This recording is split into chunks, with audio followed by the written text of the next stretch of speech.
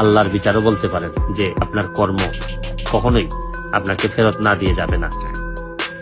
শুরু করিতেছি মহান আল্লাহর নামে, যিনি পরম করুণাময় এবং অত্যন্ত দয়ালু। আর আরেকটা জিনিস মনে হয় কি জানেন, এই যে যখন বাড়ি ছাড়ার কথা শুনছি তখন আমার মনে হয়েছে যে প্রথম দিকে মনে হয়েছে বাড়ি ছেড়ে দিই, বাড়িতে অনেকদিন এখানে জীবন নষ্ট হয়ে গেছে।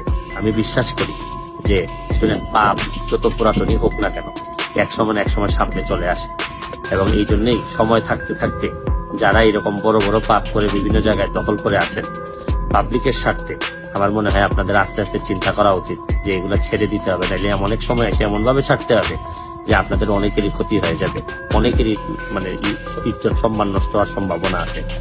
তা আমি একটা জিনিস বিশ্বাস করি যে সবাই মিলে কাজ করলে, একটু একটু করে কাজ করলে হয়তো দুর্নীতি, উন্নয়নের যে মহাসড়কে যাচ্ছি এখানে সবচেয়ে বড় বাধা হচ্ছে যে দুর্নীতি, এই দুর্নীতিরে ঠেকাইতে না পারলে আমাদের অনেক সমস্যা হয়ে যাবে। বহু মানুষের জীবন নষ্ট হয়েছে, তো এই জন্য আল্লাহ হয়তো একটা প্রাকৃতিক বিচারও বলতে পারেন, আপনি আল্লাহর বিচারও বলতে পারেন যে যাদের তুমি জীবন নষ্ট করছো আজকে তাদের পাপের ফলে হয়তো তোমাকে তাদের জীবন যেতে হয়েছে, আজকে তুমি বাড়ি ছেড়ে যাবা, হয়তো আজকে না হোক কালকে। তো আমি বিশ্বাস করি যে আপনার কর্ম কখনোই আপনাকে ফেরত না দিয়ে যাবে না। আজকের মতো বিদায় নিচ্ছি, ভালো থাকবেন, সুস্থ থাকবেন।